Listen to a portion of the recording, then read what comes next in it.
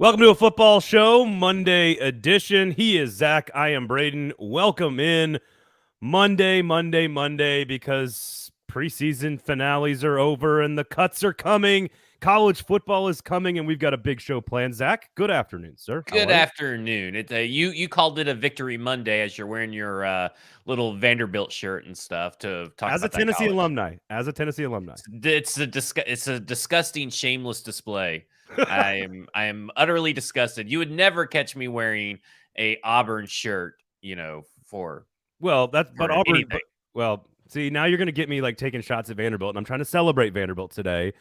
Vanderbilt's not a factor in Tennessee football history and life. They had a couple of good wins. Auburn is a genuine factor in Alabama. They hate each other desperately. That's a two-sided rivalry. This has been a one-sided rivalry. And also, let me be very clear. If you give me free gear, I will wear it. That's it. That's all there is to it. I'm wearing my official coach's shirt for the Vanderbilt Commodores. Victory Monday. Take the over 2.5 like we told you to. And we got some other news about Vanderbilt as well. We'll get to that a little bit later on in the show. We'll obviously recap the preseason finale, the win, another Victory Monday over the Cardinals. We'll talk Malik Willis. We'll talk 53-man roster. We'll talk cuts. We will talk about Brett Kern because, Zach, you told the good folks to be prepared for this weeks ago. And now I tried to will into an existence 2 punters. I tried my best to try to get it going, but it failed ultimately. It was just it's so weird going back to like once I saw the news and then I went back and watched the game and listening to John Robinson answer questions in the third and fourth quarter about the punting situation, knowing that Brett Kern has been cut already was quite interesting and entertaining watching his body language and everything. So we got a lot of stuff to discuss on the show. SEC football coming up this week. We're going to cover that a lot on Thursday. So we got a lot of fun stuff to talk about on Thursday. We'll have a reaction to the official 53-man Titans roster and a preview for week 1 in college football coming up on Thursday. But today is all about wrapping up the preseason. Want to remind everybody, of course, before we do any of that, Zach, about our wonderful and amazing title sponsors, Weiss Liquors. Go check them out. Uber Eats, search Weiss Liquors, and Sorry, I wasn't paying attention. I was reading something. They drive so you can drink. There we go. They drive so you can drink. Search Weiss Liquors on Uber Eats. Have them ship the booze in as quickly as 20 minutes right to your doorstep. It's pretty cool. 2022, there are some positive things about technological development and enhancements in our ability to acquire alcohol. So go to Weiss Liquors. And if you pop in, you pop in the store right there on Gallatin, right by Titan Stadium, of course, in East Nashville. You, of course, will get 10% off if you mention 440 at the cashier checkout there. So go check that out. Also, Kingston Group, buildkg.com. Let Nashville's locally owned custom home and remodeling firm. Make sure you check out the Kingston Group. Always just have a conversation with them before you make any big decisions about your house. It is not asking too much, Zach. It's not. No, it's not. You definitely got to go talk to the experts. You don't want to just go to, some guy in your neighborhood who, is named Tim and you're like, yeah, I'll come do some work for you. And then it just never gets done. And if it does get done, it gets done incorrectly. There's a lot of contractors like that in the city right now they're predatory contractors who are attacking you and your house and your money. Kingston Group is the opposite of all of that. It's the name you can trust. It's award-winning, locally owned, and they do the best possible job in the market. I guarantee it. My family uses them, so you should too. Go check them out. Now, we also have some really cool news coming soon, so stay tuned. We got a lot of big things happening on a football show coming to a neighborhood near you potentially. So just look at that little thing. Yep, just check it out. And we do have the Fantasy Football League. I know we've talked about this. We do actually have 8 slots available. And I have told you guys, Donnie and Kevin, a few of you guys that are the main commenters that have been with us since the beginning, I want to make sure you guys get grandfathered in. So shoot me a DM on Twitter, and we'll talk about getting you guys into the league. Otherwise, make the case. Make the case in the comments right here on YouTube, on Facebook. Make the case for you to belong in our league, where you get to talk shit to Zach on a weekly basis. And listen, as Stoney can attest, I don't care if someone's 9-year-old brother is playing. I am going to talk shit about all your draft picks. And you don't change your language for like the kids, right? No. Yeah, I was in a Sobros league a couple of years ago, and I was like, who the fuck drafts, such and such in this round? What an idiot. And then Stoney deems me, goes, hey, that's my little cousin. He's like 9. I said, well, you should teach your little cousin how to play fantasy football. Got to teach them young, man. You got to teach them young. You got to teach them young. Discriminate. So make your case, whether it's on Twitter or in the comment section here on the show.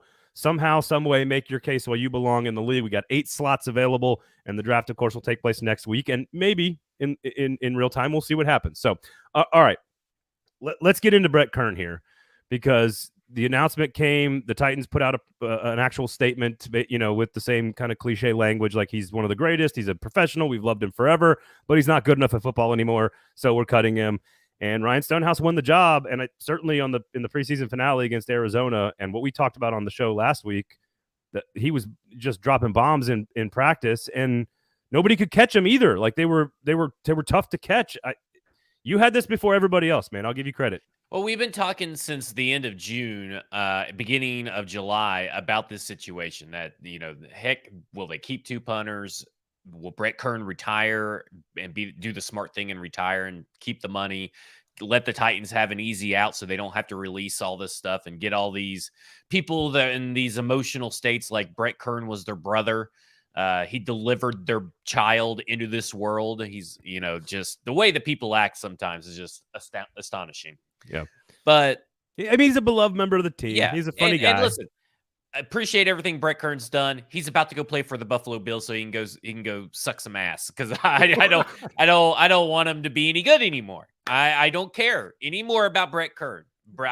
As soon as Brett Kern said he was released, he got 5 minutes of emotional space, and now it's on to screw Brett Kern. He's a Buffalo Bill. I hope they lose. I hope his leg flies off on a punt. I just want him to explode like an action figure out there. How does one go about sucking ass? I can't get into this. Is a children's show. Is it? Yeah. This I think that if anybody was surprised, they weren't reading the tea leaves, right? And I don't think that many people are surprised, especially after this last weekend. I don't think there's like some shock on Twitter. I was still hoping for the strategic move of keeping both of them so Brett Kern doesn't go to the Buffalo Bills, because he's from the Buffalo area. He more than likely grew up a Bills fan. So now he gets to go because they, drafted a criminal which they released. They have this Brett Kern-sized hole on the roster. And what did the Titans do? Gift him one of the most still accurate, and still can kick 58 yards punters, and you face them in week 2. See, that's the issue they have. Facing the Bills and Brett Kern in the playoffs, don't really care. Facing Brett Kern when he's still relatively fresh in the season at his age, that's a concern. So I think you could have easily had a complete roster and screwed over the Bills, and maybe that's not how you're supposed to operate, but yeah, AFC contender, man. I mean, like, you give them one of the best punter, you gift wrap them one of the best punters in the league. And don't the Colts also need a punter as well, in theory? Yeah, but if you're choosing between the Colts and you're choosing between the Bills and you're Brett Kern, because he does not get claimed. He does not go through waivers. He's immediately a free agent, is immediately able to sign anywhere he wants to. Okay. When are you choosing? Oh, if you're him, you're going Buffalo. Yeah. No question. Here's the question. Which player, like, let's talk through the strategy of keeping him for 2 weeks even. Yeah. What if you just kept him for 2 games and you cut him? Is there a salary implication there? Because his salary becomes fully guaranteed because he's a vested veteran. So, but in the big scheme of things, is $2.2 million worth that much money? Unless you're going to make some move, you don't really need, the way the Titans typically do business throughout the year, you don't need that $2.2 million for some massive signing or some massive trade, because that's not what the Titans do. Unless they're going to do something now, like Darius Slayton is available and he has like a $3 or $4 million cap hit or something like that. So maybe that money goes towards Darius Slayton, stuff like that I could see. But to me, I get it. I totally understand it. And I think that Ryan Stonehouse is obviously the future. You weren't cutting Ryan Stonehouse no matter what. Yeah. So the only other 3 options were you keep both, or he retires, or you just straight out cut him, and they chose straight out cut him. No, you convinced, like, you were on this like right before camp, and we kind of talked about it, and I was like, what? That sounds crazy. And then as camp went along, like, it just was obvious that it was that Stonehouse was going to be the guy at some point, and it happened. I think during practice Wednesday and Thursday, they were like, yeah, this dude's legit. He's the guy. And then in the game, he was He just was, I mean, like 70-yard bombs. Like he was clearly the guy. So I think having the extra couple $1,000,000 if you want to go get an offensive line piece or a wide receiver piece or, whatever, somebody gets hurt, I think it's okay. Are you going to lose to Buffalo because of Brett Kern? I don't know. The Patriots lost to the Titans because of Brett Kern. I mean, that's fair, but that's a different Brett Kern, maybe. Yeah, but I don't know. I just get into this thing where it's like, it's the Titans' luck, right? There is a certain amount of bad luck that, lingers around the Tennessee Titans in certain games. And this seems like one of those things that can happen at any moment. We're down, 5 points. We get a stop on defense, but he kicks it and puts us at the 1 with 30 seconds left. Like it can happen. Crazier things have happened to this team. I think that there's not only is that crazier. The Titans have done crazier things to the Bills, though. Yeah. To be fair, there is the ramification of obviously him going to the Bills, but there's also the ramification of you're putting a lot on Ryan Stonehouse now. Like everybody's going to compare every kick he's got this season to Brett Kern would have done it this way. Yeah, Brett Kern would have done it that way. So, I'm hoping, and all Ryan Stonehouse has to do is learn to drop it inside the 20, right? Not let it go out of bounds and drop it. That shouldn't be too hard. I thought, well, let me get your read on this, because someone said the muffed punt was a horrible punt in one of my group chats. The one where the guy obviously couldn't catch it, and the Titans recovered it. I said, well, they've been practicing in practice this uncatchable punt. Practicing in practice. Yeah, practicing in practice. Novel concepts. In practice. They've been practicing that play in that particular kind of kick in practice, right? I mean, that's what they've been doing. You talked about it that all day. And typically what this team does is stuff they do in practice, they put it into the game, right? Do you think that they specifically called for that play to happen because it is a preseason game? They just want to see what happens. So this is interesting to me, because I think his natural kicking style, when you're not trying to do anything but just boom it, is very difficult to catch. I don't know, because sometimes you might twist the way you drop it or the way you spin it because you want it to come back when you're pooching, right? Or when you're trying to short kick it or kick it into the corner. Like, I don't think you change. I don't think he has, and somebody could ask him this. I don't think there is a different type of kick unless there's like a way he spirals it. I just think when he kicks it, from what I was watching, is that it spirals so fast. It spirals like a quarterback throwing the football. And I think that's just his natural kicking style. And they were just very difficult to catch. There was one during that day of practice on Wednesday where he kind of missed it a little bit, and it like came off end over end and like wobbly, and it went like 35 yards instead of like 65 yards. So it seemed like that was the one he missed. It didn't feel like there was a set play, if that makes sense. But learning how to manipulate the football so that it drops and comes back, I think is a thing. I just think his balls are real hard to catch, Zach. I just think he's, just got some tough balls. He's got some tough balls to get your hands on. Yeah, tough balls to get your hands on. Stoney, of course, says, I know this is a children's show, but we might as well start calling him Stonecock because that leg is rock hard. There we go. And he pulled into a Taco Bell parking lot just to post that comment. No free shouts, Stoney. No free shouts. All right. So anything else on Kern? Listen, I think it's an emotional thing for people, but like, what's best for the team is Ryan Stonehouse. Full stop. So. And then that was going to be the case. I think that people just get too attached to players. While we've seen the Titans, they don't get very sentimental about it. They may say some like, hand job kind of thing, wank motion kind of thing, like, oh, this is the hardest day we'll have made cuts, and that's the hardest cut that we'll make. Like, yeah, give me a break. Yeah, I mean, it wasn't that hard. So I think that the fans, obviously short for fanatic, they are the ones that are getting emotional. I don't think that the team was very emotional. I don't think John Robinson was up at night crying about Brett Kern and being consoled by his wife and daughters. It wasn't that hard, is what you're saying. It was not that hard. I see what you did there.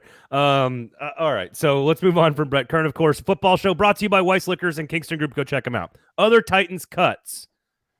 So far, Willie Wright, your man, Willie Wright. So glad he's out of here. He gone. He should never play. He should just quit football right now. I don't know what his degree is in college, but he should pursue whatever that degree is in. Get a career in that. So mean spirited. Tyree Gillespie is out as well, the guy they just traded for, but that is a conditional draft pick, which means because he was cut, they get that draft pick back again. So that's pretty cool. That coveted 7th round 2024 draft pick. Listen, as soon as this cut was announced, someone in the group chat goes, wasted a draft pick. And I go, well, dude, it was conditional, and it's a 2024 7th. Like, I think we can pick that up. Like, let's relax on this. I was a little surprised by this cut because I really thought that he was going to make it on the back end because he's played extremely well when he's been on the field. So I was kind of surprised because AJ Moore is obviously injured. And first off, even when AJ Moore is healthy, he sucks. He should not be on this team. So now I think that what is going to happen is that obviously Lonnie Johnson's going to make the team. I always had him as a lock, but I think this makes room for Josh Kalu to be on the roster. We'll get to our 53 kind of projections here, but a guy like this who gets cut, he is going to be probably available once waivers clear. And I'm going to talk about the vaunted waiver wire of cut day that everybody's so concerned about with another player later. But there's a good chance that you'll see Tyree Gillespie get put back on the practice squad and probably be the first guy called up, so to speak, for the defensive backs. Yeah, and although you did have I think you had Gillespie and I think there was somebody else, maybe Colbert, maybe. So Adrian Colbert also was cut. Hayden Howerton, the offensive lineman, the rookie UDFA, was cut. That's he'll be on the team. He'll be on the team practice as well. Squad. This is where we were at. This is where we're at right now as of time of taping. So we'll give you our projections on what's coming. So that means where are we at then? Does that mean we're at about 75 now? Yeah, we should be at 75. Okay. All right. So there's still we'll get to what we think are the final decisions here coming up because I think they have some really difficult decisions to make. And on Tuesday, 3 p.m. is when they have to make those cuts. You'll probably see this information trickle out. Check out Justin Mello, by the way, Broadway Sports Media. He'll give you lots of good. He's got a lot of text messages out there to agents. Yes, so he's trying to get the information. So any thoughts on the cut? I mean, Howerton will make like you said, the practice squad. 2 safeties getting cut. I don't think that was big of a surprise, though. No, I think it was the name of. I think the only surprise out of this list was Tyree Gillespie. Okay, all right. To me, at least. Yeah, I mean, it's not like an earth-shattering cut or anything. It's just that I'm more surprised that AJ Moore's still around, not Tyree Gillespie. So here's by the way, $550,000 of dead money for Kern. $2.2 million is saved in case you missed that. Here's the other thing that you, as we joke about 7th rounders and special teams, that kind of occurred to me. Like, the guy we have not mentioned, I don't think, or talked about much at all this entire preseason camp that used to be one of the biggest issues, Randy Bullock. Yep. Randy Bullock is just sort of quietly like gobbling up, field goals left and right. He's just Fat Randy doing Fat Randy things, He's a kicker, and we're good. Randy's got integrity, man. He's got integrity. All right. Let's get into this the season preseason finale, the win. I've convinced you. I feel like that Logan Woodside is not going to make the team. You didn't convince me. Malik Willis convinced me. That's fair. Here's what Malik Willis's final numbers were for all 3 games, and I'll give you all of these numbers sort of all together. He was 28 of 51 passing, so 54% completion percentage, 318 yards. 6.2 yards per attempt, not great, but okay. 14 rushing attempts, 159 yards, and a touchdown there on the ground. Over 11 yards per carry running the football, so he scored 3 total touchdowns. 28 drives, 27 full possessions, 14 punts, 9 scores, 4 touchdowns, 3 turnovers. 1, I think, ended actually with Woodside in charge, and then 2 turnover on downs. So what do you make of the whole body of work for Malik Willis? Because I feel like when I read your article, I got a pretty clear message. Well, I mean, really, he basically won the job, in my opinion. What can he not do that Logan Woodside can? Literally, there is nothing. There is nothing that he can do that he can't do that Logan Woodside can. I mean, at this point, this idea that you're talking about a guy in Malik Willis, who hasn't had a problem with getting snaps under center. He hasn't had a problem handing off correctly, so there's no fumble exchange in between him and the running back. He's been able to get them in and out of the huddle quickly and in and out of the huddle in the right spots. That's all stuff that Logan Woodside was supposed to be better at than him at, and clearly better than him at. And those were some of his strongest attributes since game one. And he's improved every week, which if you improve every week and then you're going to be the main backup quarterback and get to improve at every practice exponentially, there's just no reason for Logan Woodside. He can be on the practice squad, but there's no reason to keep him. And that was my main takeaway, is that we said it from the outset. It's not impossible for Malik Willis to take the quarterback backup position. It's just that he's got to go out there and do it and show that he can improve. It's all on Malik Willis. It's not really on Logan Woodside. It's all on Malik Willis. And guess what Malik Willis did? He took it. Now, was it great and was it the prettiest thing ever? No. Is our boy Sam Howell killing it over in Washington? He was pretty good this preseason. I just want to throw that out there. Sam Howell was killing it over in the preseason. He's probably was the best rookie quarterback. You can make an argument for Kenny Pickett, I think, but Kenny Pickett played it safe all year. Sam Howell was launching bombs. I'm just throwing it out there. My guy. Hey, that's my guy. I told you guys he had the best arm of anybody in the draft. Yeah. Sam Howell. Also 9 sacks for Malik Willis. He had 4 of them on Saturday against Arizona. I don't know how you feel about the sack issue. Still clearly holding the football. But again, I don't think that's part of the conversation, to your point. I think your point is Woodside v. Willis, and there's nothing that he can't do. And, oh, by the way, he gives you upside and long-term potential. To me, it's a no-brainer as well. So, yeah, I think that when you're looking at the preseason, Malik Willis has been 2 of those sacks that he's gotten in the preseason, because he's been sacked a lot. 2 of them are on him. And then he's got 4 additional hurries that are on him. The rest of the blame goes to the offensive line. So that's from PFF's allowed pressure stats. So, and really, when it comes down to it, he's not really that terrible at that. And that's over 3 games. In extensive playing time, he's only responsible for 2 of his own sacks. So I think that in the end, yeah, you want to see him get the ball out quicker. But I feel like every week he improved in that too. And I think a lot of it has to do with the hurry up offense and more scripted plays. But even as the game went on, he still looked good. He looked like a guy that can run and be Ryan Tannehill, diet Ryan Tannehill, if he needed to be for 2 quarters. And if he has the time to prepare for a full game, it's not going to be pretty, but he can still win you games if he has to play for an extended period of time, and he'll improve every chance he gets. Yeah, I think that's correct.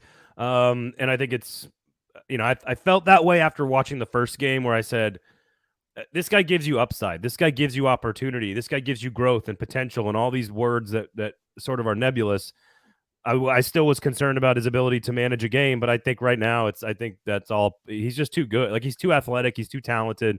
And he's too got smart. Too much upside. He's just too smart. He works his butt off. Yeah. To me, Malik Willis is everything you want in a quarterback. And I think some people overreact a little, but I think in the end, everybody's going to look back and wonder why Malik Willis fell to the 3rd round towards the, maybe not this year, but next year and the year after. They'll start a lot of revisionist history will be made around that. Or a lot of people will say, I told everybody it was a 1st-round pick and nobody wanted to listen. That's just what it will be. Look, it is very obvious how talented he is and how hardworking he is and the right mindset and all the things that you and I have said on the show for weeks now. Let's not go crazy and start calling him the future quarterback of the next generation of Titans football just yet. Let's just. What's it going to take for you to even allow that to trickle into your mind? I mean, don't you kind of look at it and think that, okay, he's improved every week. He's going to get a lot of time with the backups, and he's going to get a lot of practice time. A lot of attention will be paid to his growth throughout the year. Doesn't that just signal that, okay, if they need him to start games next year, or even need him to start games this year, it will be exciting, it'll be fun, and he'll be with better skill players around him. Because you got to remember, his offensive lines have been shit. No, I think it is. I think it is totally fair and okay for Titans fans to get excited about the potential. I think that's totally in bounds. I think that's great. I just Kansas City cut Alex Smith or traded him, I guess, to Washington so abruptly and quickly. It was just like, yeah, we're going with Mahomes. Like, it was so obvious. Well, that it they, was that they it was after the first year, though. I mean, it wasn't no, when they drafted Patrick Mahomes. No, that's what I'm saying. Like, if the Yeah. Titans do that right away, like if the season Gotcha. ends, and like And their Tannehill's on the trade block. and the first thing that happens is either the contract is he gets cut or whatever, like they make the decision to go with Willis immediately, then I will be more confident and buy in a little bit more with the potential. But honestly, this goes for Tannehill. This goes for Aaron Rodgers in the NFC Championship games. This goes for everybody. Like, I got to see it. I got to see it on the field in real games when it matters. And when we get to watch that, not preseason games and not practice, but when we get to watch that, then we're all going to learn as a city and as a fan base together about what his actual upside is. Does he belong in the first round, or was it right that he fell to the third? We're all going to learn in real time, just like we're all going to learn if Ryan Tannehill can win a Super Bowl in real time in the playoffs this year. So, that's all kind of like, can Todd Downing design an offense? We're all going to learn. Like, it's just we have to kind of acquire data on him, and right now he's got no data. So yeah, but the talent is just obvious. It's just there. What about the offensive line? Any thoughts?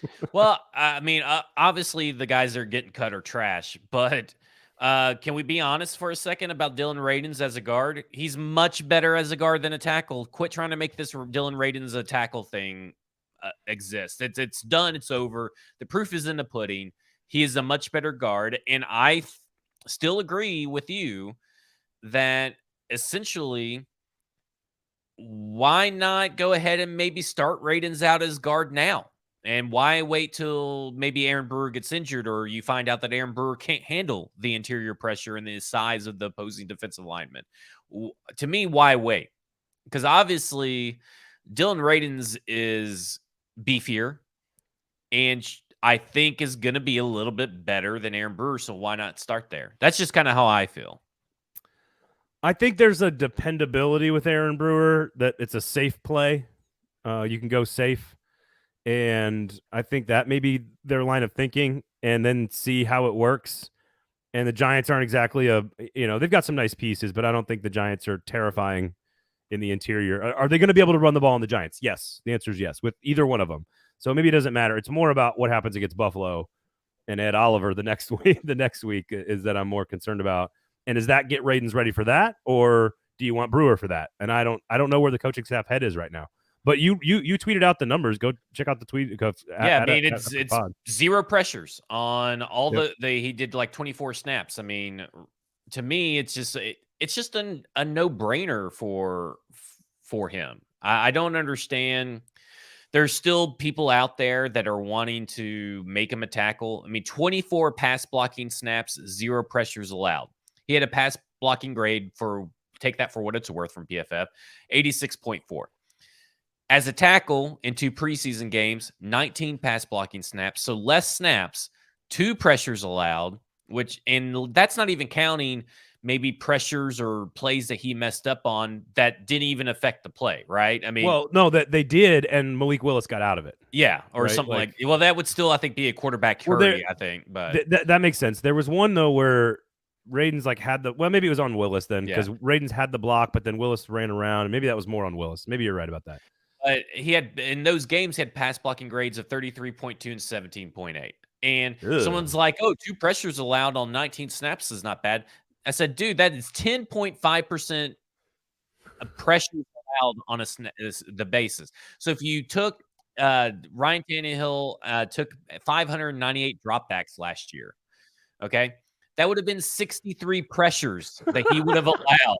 That would have been the second most pressures in the league and 20 more than what David Quessenberry allowed, who allowed the most for a right tackle. He's not a tackle. There's no way objectively you can think that this guy has a future as a left tackle, right tackle. It doesn't matter. He is not a tackle. That's what I learned about the offensive line. Besides, the rest of the guys suck, and I kind of want to go back to Xavier Newman Johnson. Him and Jordan Roos. I don't know which one to put on the list and which one not, but I think Roos is going to make the team. I don't know. That's what I have, but I would not be surprised with Xavier Newman Johnson, the way he's played and the way he's practiced, if he doesn't make it in over Jordan Roos. I just wouldn't be surprised. I would not. How about this? I would not be surprised if he makes the roster. Yeah. I feel like I would be surprised if it was in exchange of Jordan Roos. Gotcha. It could be 10 offensive linemen, for crying out loud. It could be. Especially since they're not keeping 2 punters now. That really opens the door for a lot of flexibility. Which is a perfect segue, unless you got more finale reaction. No. We got to talk Treylon Burks. Oh my God, Treylon Burks. Yeah, he looked great. But he got hurt. He got hurt, and then he came back and he looked great. Caught a touchdown. And he was okay. Loved it. And it was on a play that AJ Brown would run. Is how we got that touchdown. Yep, a nice little throw there by Willis too, with the little. I was thoroughly impressed with most of the rookies that played. I can't really think of a rookie I wasn't really impressed with. But I think that Malik Willis, Treylon Burks, I think the team finds it really easy to root for a guy like Malik Willis. And I think that also goes a long way to helping. If Ryan Tannehill were to go down, everybody's going to play their heart out for Malik Willis. It's not going to be like a guy that they hate back there or something. Yep. Let's get to our projections on the 53, of course. A football show brought to you by Weiss Liquors. Uber Eats, search Weiss Liquors. They will send booze directly to your house in as quickly as 20 minutes. Zach, they drink so you can drive. What was that? They drink so you can drive? Yeah. You drink. They drive so you can drink. There we go. They drive so you can drink. Let them do the driving so you can drink. We're workshopping the language around the copy on the ad. Go to Weiss Liquors. If you pop in the store, of course, the closest one right there by the Titan Stadium. I tune you out when you go into your ad reads. Why? Because I'm reading news or I'm reading stuff. So it's important that you are a part of the advertising, Zach. People want your voice to promote their products. You're the star here, dude. I will quit zoning out here and there. God, let's just pay attention to your own fucking show for once. Jesus Christ. All right. So go to what am I talking about here? Weiss Liquors. Come on. You're professional. It's right there next to the Titan Stadium. So if you're going to go stock up on your tailgate, swing by Weiss Liquors, pop in. And when you're buying like a gazillion bottles of booze for a huge, massive tailgate, V-Love, just say $4.40 and you'll get 10% off. And you start spending a couple $100, you're starting talking $40, $50 savings. So make sure you go save $4.40 at the cash register. If you're tailgating and you're buying a bunch of liquor to give out to people, go save 10%. That's huge. That's a huge amount of money, and you can do the whole Weiss the Uber Eats thing, and of course. And I know where V-Love lives, so he can actually stop off on his way from where he lives. So. Should we dox V-Love? Can we do that? Because he runs. He always posts photos that are like. But he runs everywhere. I know, but they're always around my house, and I'm always like, careful, dude. Like, just be careful with. Well, you need to be sitting out in the lawn, waiting for him and give him a beer, like as a marathon. Like instead of giving him a glass of water, you give him a glass of beer. He probably would drink a beer while he's running. There's no question about that. All right, so go check him out. And of course, family owned and operated for almost 100 years. So buy local, folks. Okay, buy local. We'll get to Vanderbilt coming up in a little while. 53. I had 4 spots empty when I did this exercise. I don't know how many spots as of Monday, right before we taped. I had 4 spots empty, and the spots that I wrote in, I only could figure out 3 of them. So I know I had David Anini on the roster as a 5th outside linebacker. I had Josh Kalu on as the 4th safety, and then there's a 5th safety that I can't figure out yet. So maybe Lonnie Johnson, maybe AJ Moore. I'm not sure. Probably AJ Moore because I think they like him, even though you maybe don't. And he hasn't fucking played us preseason game since game 1, so I think it's gonna be Lonnie Johnson out of all those guys. I'm with you on Ugo Amadi. I've got Ugo Amadi on there, and Chris Jackson. I'm on both of those. DeMarcus Walker, I'm on you there. I'm with you there. This is the one I think you're gonna hate me for. Okay. And the guy's got to catch a freaking football. You can't drop touchdowns. You can't drop touchdowns that could win you the game at the end of games. Which guy are you talking about? Because didn't Mason Kinsey drop a touchdown too? But I think they're gonna keep Dez. I think they're gonna keep Dez Fitzpatrick. I'm not even sure why, but I think they will. I think if they keep Dez, they're keeping Dez to cut him as soon as someone else becomes available. Like I think he's like a placeholder on the 53-man roster. I only went 5 wide receivers because first off, there's only really 5 good wide receivers to keep. Let's be honest. I agree. The 6th wide receiver is just going to be a guy that's probably not even active on game day. So I took him off to fit in the extra punter. But if they do keep 6 wide receivers, it's Des Fitzpatrick. Spare me that there's a competition for the 6 wide receiver. Okay. There is no 6 wide receiver competition. It's Des Fitzpatrick and everybody else, mesh into one. And spare me this Reggie Roberson. They're going to keep him because he's the deep threat. Racey McMath is the deep threat. It's not going to be Reggie Roberson. There was a guy, I saw an article that had them keeping 7 wide receivers, which is utterly ridiculous. Treylon Burks is going to be the deep threat, and Racey McMath is his backup deep threat. Right. Here's where you and I disagreed, and this is according to your article. Go check it out, of course, on BroadwaySportsMedia.com.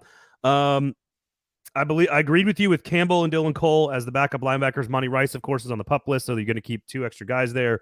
That you had Deshaun Hand on your final 53. I did, because he didn't play at all. It's like they were arresting him because he didn't get injured, right? No, that was kind of funky. Yeah, so, and I said in the article, this may be me reading too much into it, but I found it odd that Deshaun Hand wasn't playing, but DeMarcus Walker played 22 snaps. And then today, Deshaun Hand's not on the first wave of cuts. That makes me think that for some reason he's going to stay, and I think it may be Danico Autry insurance. Does not mean that makes sense. Whoever makes the 53-man roster, just if let's say Des Fitzpatrick, Deshaun Hand, and David Annini make the roster, they're more than likely going to be the first guys cut to bring in someone else. So, can Deshaun Hand make the roster? Yes. Will he be on the 53 on game day? Doubtful. Here's to me where I land on David Annini. He had 2 pass breakups and was really good the previous 2 games. We only had 2 pass breakups, no tackles, no sacks, no pressures. And on 50-something snaps. To me, that just screams like, okay, he's going to make it on the practice squad. And here's the thing. Last year, you got to remember, there are every team, all 32 teams cut 27 people, right? That is 864 players about to hit. It's a lot of dudes. It's a lot of dudes. Last year, only 27 waiver claims went through off of all the cuts of last year. Okay. So basically 1 per team. Basically. Okay. So is David Annini out of 864 players in the top 0.036% of players? Well, let me ask you. So I think that's the right way to say it, but you could also say it this way. If every team is going to lose 1 player, is he the Titans' top cut? And I think you could argue he might be the Titans' top cut. I think you could say it depends on who else gets cut. Brett Kern is obviously the top cut. But you're kind of assuming he's gone, right? Because it's not a waiver claim, right? Like you said.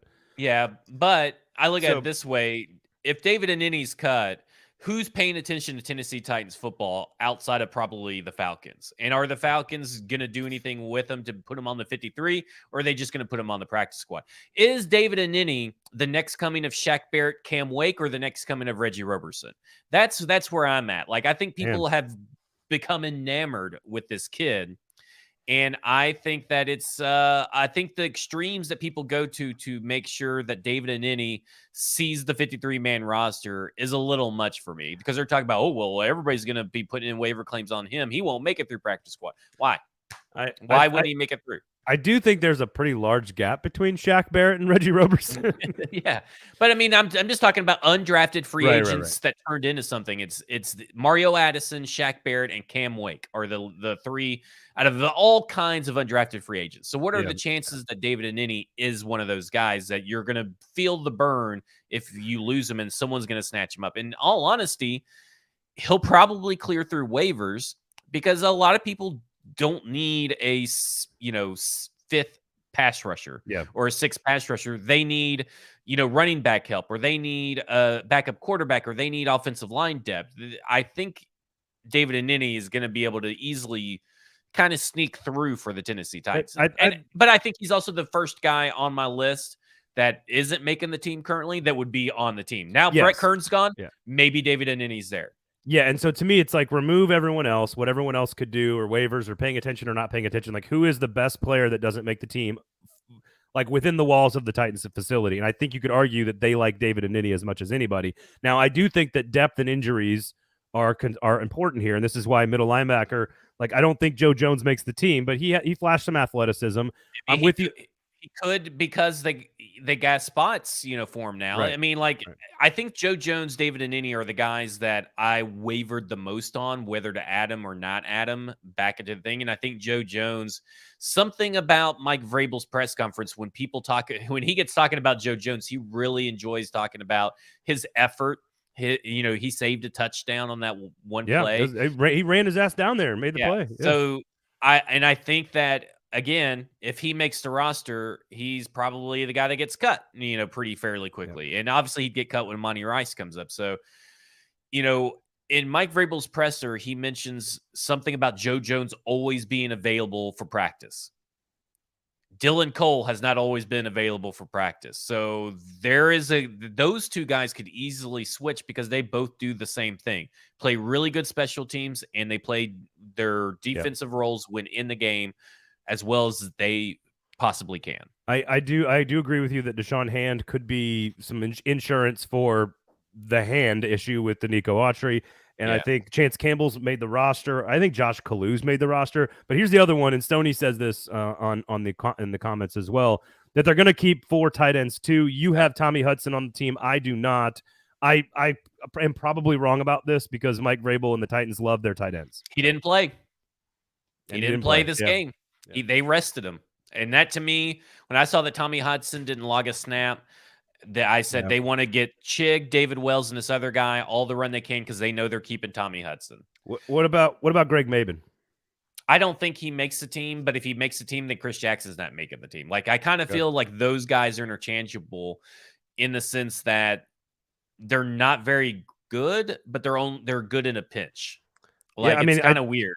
It's Dez, Tommy Hudson, XNJ. Can we say that? It's not as smooth as NPF, but XNJ at wide lineman, Deshaun Hand, Anini, Jones, Maben, AJ Moore, Josh Kalu, Lonnie, John. Like, that's like the 10 guys, and they're going to pick 4 or 5 of those guys. Yeah, and I would agree with that list. I think that's a good list to look at. I think that you're choosing. I think Tommy Hudson's a lock, but that's if they're only keeping 3 tight ends, obviously he's the guy getting cut, right? So yep. Donnie says, people are telling me that Julius Chestnut may make the roster instead of Dontrell Hilliard. Who are these people? You need to mute those people, block those people, lose their number. Well, whoever they are, he's not making the team. Donnie, we love you. You need new friends. Yeah, we got to get you some new friends. When you get in the fantasy league, we'll get you in there. But, he's taking the Mekhi Sargent Memorial spot on the practice squad. Yes. Wow. Did he die? Did Mekhi Sargent die? Or is he I don't know. Running back by I haven't heard from him since the last preseason. Running back by committee out there in Vegas, right? I think with all those guys or something like that. I'm not sure. All right, is that it for the 53? I think we're good, and we'll have a whole reaction to what the actual numbers are and the actual cuts. How surprised would you be if Woodside makes the team? Because I would be fairly surprised at this point. I would be. You think this back end of the roster is just like, okay, I could see why they could keep this guy, but also see why they would keep this guy and not keep that guy. Like, it's the back end of the roster is a mess. I'm with you on that. We both have 9 offensive linemen on the team, so I could see that being 10. I could see it being 10 also. And Naquan Jones is on the team. We have Ugo Amadi on the team. I'm trying to think if there's any other names on this list. Had 2 pass breakups, looked really good. They're going to get a lot out of him. He's going to be that player, like I said on the show on Thursday. He's going to be that player that I bashed a little bit at the beginning, and then here he is going to be all-pro awesomeness. Yep, all-pro awesomeness. I like that. So I think that's about it. I would not be floored if Logan Woodside made the final 53, but I would be surprised. Yeah. So I think Willis does everything you need. I don't know why. And frankly, to your point about like having heartburn about a decision, like I would be much more upset if they lost David Anini than Logan Woodside. Yeah, right. Like I don't care if Logan Woodside goes somewhere else. I don't care. Like I'm not trying to be disrespectful to Logan Woodside, but I don't care. So all right, which brings us to old momentum on West End, baby. So SEC football coming up week number 1. We'll do a huge preview on Thursday, so make sure you check that out. I like that. That's very well done. Anchors allay, he says. And I'm wearing my Victory Monday shirt in honor of Ricky Scott, my main man, Ricky Scott. Shout out to Ricky Scott, who runs the Kingston Group, former Vanderbilt Commodore quarterback, now runs the Kingston Group, Nashville's locally owned custom home and remodeling firm. Make sure you go check out the Kingston Group, buildkg.com if you're going to make a big decision about your house. talk to Ricky's guys. Anchor down, baby. His Commodores with a huge W, 63-3 run on Saturday night. I got a few tweets, Zach, from some folks saying like, Clark Lee's in trouble because Hawaii went down the field and scored a touchdown. Oh, and then well, never... I mean, your boy over at 102.5 said it was the game was over. It was over. Who said that? It's Jared Stillman did. Oh, yeah. Well, come on. Who reads? You have to read Stillman's tweets after the game. You can't read them in real time. You got to read them after the game. And so listen, it was a great night. Mike Wright had a fantastic game at quarterback, 160 yards rushing, 2 touchdowns on the ground, broke off a long one. I told you they were going to cover the spread. I told you they're going to hit the over 2.5. It was a big one on Saturday night. Congratulations. And then they gained more momentum with some naming rights announcement on Monday. First Bank is going to name the stadium for 10 years. That's a big chunk of cash. I mean, I guess having your name on that stadium is a positive for your business. I don't know. I guess. Do you think Vanderbilt fans are going to be up in arms over it because they're kind of like a weird traditionalist group, right? I think if they changed the name of Memorial Gym or Hawkins Field, they'd be pissed. Gotcha. But the football stadium is kind of I don't think they'd be all that upset about it. Honestly. I mean, this Hawaii game and Mike Wright looking great and everything. Does it change your outlook about this team at all? Like, do you said to bet over 2.5 wins, right? For the season. Do you feel like that? First off, that seems like it's going to be a good bet. They only have to win 2 more games, but do you think they could win more games than 3? Like, what does this tell you about this team? I think it tells me that there is some proof of concept for Clark Lee tearing the whole thing down to the studs and starting to rebuild it, which is a good step. I think Mike Wright has all the things you want out of a player to be successful, and he clearly showed that he was in control of everything on Saturday night, where last year he was kind of flailing about at times, and I think that's a positive step. But I really think it's about, can you win an SEC game? Because you're going to play Elon and Wake Forest in Northern Illinois. You're not going to beat Wake Forest, probably. If you beat Elon in Northern Illinois, you hit the over. So the key is, can you break I think it's a 21-game SEC losing streak that dates back to October of 2019. They have not won an SEC game since before the pandemic. And they need to, that's the key, is can they beat South Carolina or Ole Miss or Missouri maybe? Because I think those are their only 3 that'll even be close. They should have beaten South Carolina last year. So that to me is progress, Zach. If they get to 4 wins and one of them is in the SEC, they will have hit the over. They will have developed a quarterback, shown progress and proof of concept, and broken the streak in the SEC. That to me is, if I'm a Vanderbilt fan, that's what I'm rooting for this year. That's a bar. It's not very high. It's not a very high bar. But I mean, what do you think of Mike Wright's performance? I think he was excellent. I mean, now Hawaii changed their coach. They had to fire a coach because he was like running off players and being an asshole. And so Timmy Chain stepped in. They didn't know they're the last place team in the Mountain West. So let's be very honest about how good, how there's like good group of 5 teams and then there's like not so good ones. Right. That's a not so good group of 5 teams. So I don't want to overreact to Mike Wright being in complete control and over athleting, just kind of out athleting a few people at times. But I think there was a battle in my head in particular between Ken Seals and Mike Wright. And I think Mike Wright ended that discussion for me on Saturday. So that's good. But I think you need to keep it in context. I think beating Hawaii is going to be one of the worst teams this year. So that's not good. But here's a great stat for you. Clark Lee, head coach at Vanderbilt, now 2-0 all time, undefeated on the road against Mountain West teams. It's pretty crazy. What do you think about, as a passer, did you see promise? Because, he passed 21 times, but I mean, he did most of his damage on the ground, going 163 yards and 2 touchdowns. That's my concern. He's not, like, again, Seals has the better arm and is more accurate. We sort of know that about Mike Wright. The question is going to be when you start getting into games like against Tennessee or against Florida or against, even Missouri or South Carolina, where you're probably going to have to throw it to beat them. I don't know if you can run around and beat teams in the SEC. I just don't think you can. Not without some threat. I think the defense the front 7 might be a little bit better than we thought, because Anthony Orgy's really, really good and he had a great game. I gotta see Mike Wright against real competition, and so we'll find out against Wake Forest in a couple weeks. Like, Wake Forest is sort of like an upper middle class SEC team, So we'll see. I think it's going to be interesting to watch this coach, who we pretty much said is one of the most boring coaches, you can listen to in a press conference. But will his style of coaching, will the way that he builds a team work for Vanderbilt and kind of bring them into not the upper echelon of SEC teams, but will he be able to compete with, the Arkansas when KJ Jefferson leaves? Like, will he be able to compete with like Missouri and these teams instead of being these clearly bottom of the barrel of the SEC teams? So I think Clark Lee's message, his shtick, his delivery, it doesn't work in press conferences. It doesn't work as like a public speaker situation. But I think his message and how he builds relationships has a lot of substance. And so I think what he's doing is the right strategy for Vanderbilt, which is to, again, tear it all down and then piece by piece, player by player, build it back up extremely slowly with a lot of patience from the administration. This new investment that they're getting, not only just from the naming rights, but from their actual spending on the football stadium and the locker rooms and everything and the facilities that they're going to invest in. I think all of it has to come together. And what you're hoping for, like to your point about like upper echelon is not a thing, but like, can they get to 6-6, like 2 out of 3 years, let's say, or maybe every other year?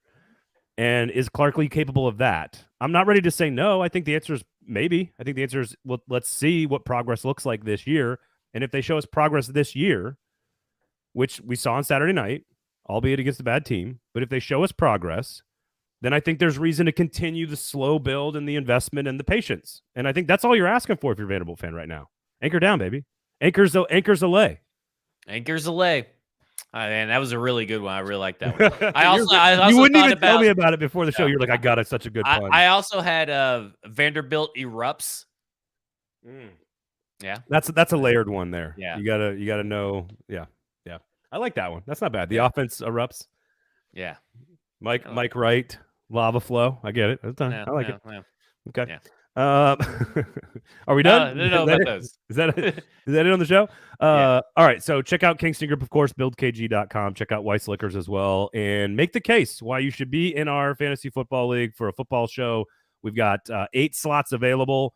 So make your case. A couple of you guys that are on the YouTube comment sections here will be grandfathered in, but just make your case either in the comments or on the Twitters. Where can people find you and what should they do with all their notifications, Zach? At FWordsPod on Twitter. You need to go to 440 Sports on Twitter, at Braden Gall on Twitter, at BroadwayTN on Twitter. Turn on those notifications. You need to go to BroadwaySportsMedia.com and buy their annual package.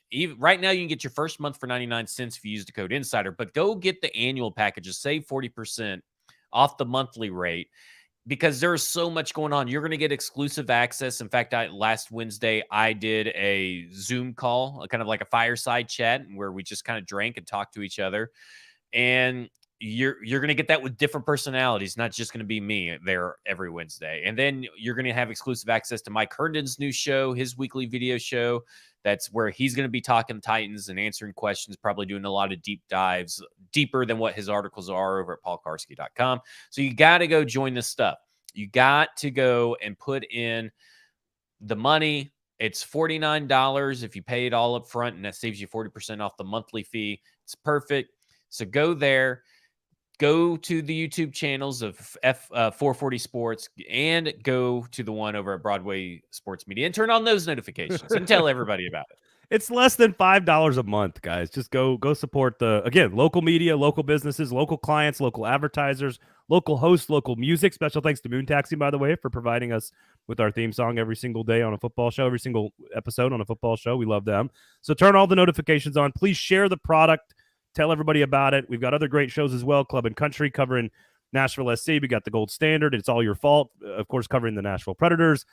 We got all Music City Audible, F-Words Pod from Broadway Sports. You got lots of great stuff. If you are a Nashville sports fan, there is no reason for you not to be consuming all of this content across all of the platforms. And we appreciate all of you guys for listening and supporting us. So thank you so much. We'll talk to you on Thursday. We'll preview all of week 1 in the SEC, and we'll break down the Titans' 53-man final decisions. We'll do all of that on Thursday. I'm excited for the SEC talk, by the way, when we got some really good games for us coming up on this weekend. It is a spectacular first weekend of action in what I think is going to be one of the best seasons of SEC football in modern history, bar none. Full stop. Going to be a lot of fun. Yeah, because Alabama's picked to win every game by 1,000,000 points. Yeah. Roll Tide, baby. That's just par for the course. And the Auburn athletic director's already been fired. It's great. Yeah. It's great. It's great. So we'll talk all about that, of course, on Thursday. For Zach, I am Braden. Thank you guys for hanging out with us. This has been a football show.